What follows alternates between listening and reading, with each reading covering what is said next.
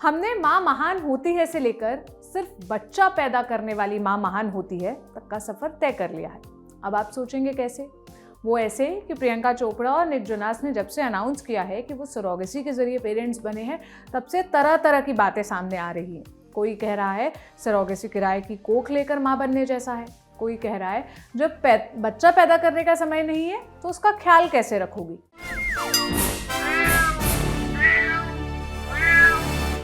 हाय, मेरा नाम है सोनल और आप देख रहे हैं ऑर्डिनरी की स्पेशल सीरीज म्याऊं। मामला ये है कि प्रियंका चोपड़ा और निक जोनास शादी के 3 साल बाद पेरेंट्स बने हैं सरोगेसी के जरिए। सरोगेसी वो प्रोसेस होता है जिसमें कोई कपल किसी दूसरी महिला की कोख के जरिए बच्चा पैदा करता है। कोई महिला अपने या फिर डोनर के एग्स के जरिए किसी दूसरे कपल के लिए प्रेग्नेंट होती है। अपनी कोख में दूसरे का बच्चा पालने वाली महिला को सरोगेट मदर कहा जाता है। सरोगेसी से बच्चा पैदा करने के पीछे कई वजह होती है, जैसे कि कपल को कोई मेडिकल इशू होना या गर्भधारण से महिला की जान को खतरा या फिर कोई दिक्कत होने की संभावना होना, या फिर कोई महिला खुद बच्चा पैदा करना ना चाहे तब वो सरोगेसी अडॉप्ट करती है।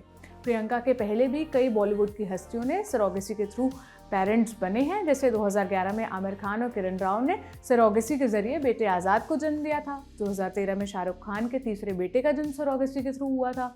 शिल्पा शेट्टी, प्रीति जिंटा, सनी लियोनी भी सरोगेसी के जरिए मदर्स बनी।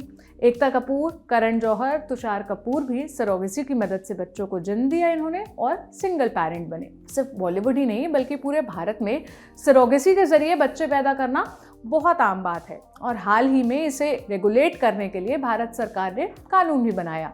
कानून बनने के बाद से कमर्शियल सरोगेसी पर बैन लग गया, यानी अब कोई केवल सरोगेट मदर को पैसे देकर बच्चा पैदा नहीं कर सकता। अब केवल वो कपल ही सरोगेसी के जरिए बच्चे पैदा कर सकता है जिसमें पति या पत्नी इनफर्टाइल हो या दोनों को कोई समस्या हो।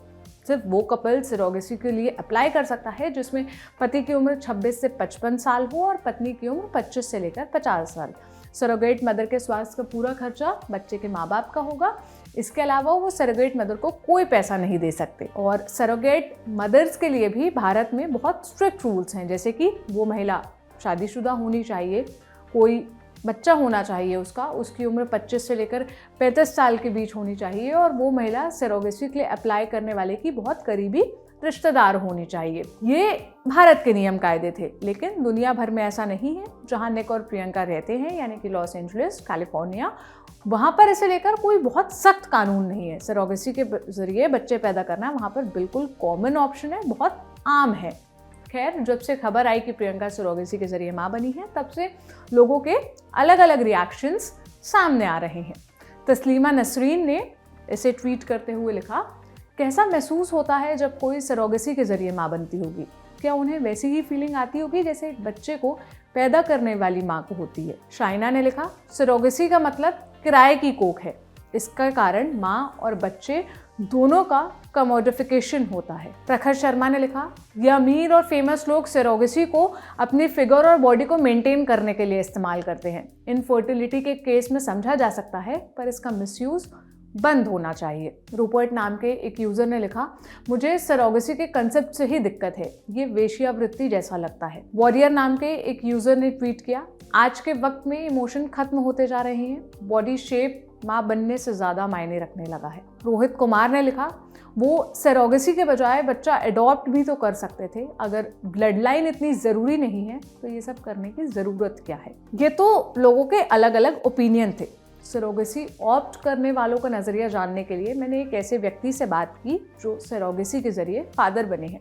उनकी निजता का ध्यान रखते हुए हम उनका नाम और आवाज़ बदल रहे हैं। उनका कहना है, किराए की कोख अपने आप में रिग्रेसिव टर्म है। आप हमेशा मोरल ग्राउंड पर पूछते हो कि कोई मदरहुड जैसी पवित्र चीज़ के लिए पैसे कैसे ले सकता है या दे सकता है।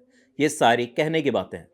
जब आप अपने घर में बच्चे को लिटरली पालने के लिए आया रखते हो, बच्चे की देखभाल के लिए उसे पैसे देते हो, तब वो मोरल ग्राउंड कहाँ जाता है?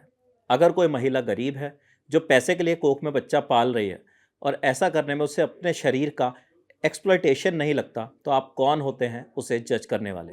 और अगर आपको लगता है कि किसी महिला के शरीर का एक्सप्लॉयटेशन होगा, इससे ये व्यवसाय बन जाएगा, तो आप इसे रेगुलेट करने के लिए नियम लाओ, कैपिंग लगा दो कि आप 1 या 2 बच्चे ही सरोगेट कर सकोगे। दूसरी बात, अडॉप्शन इतना ईजी नहीं है दुनिया में।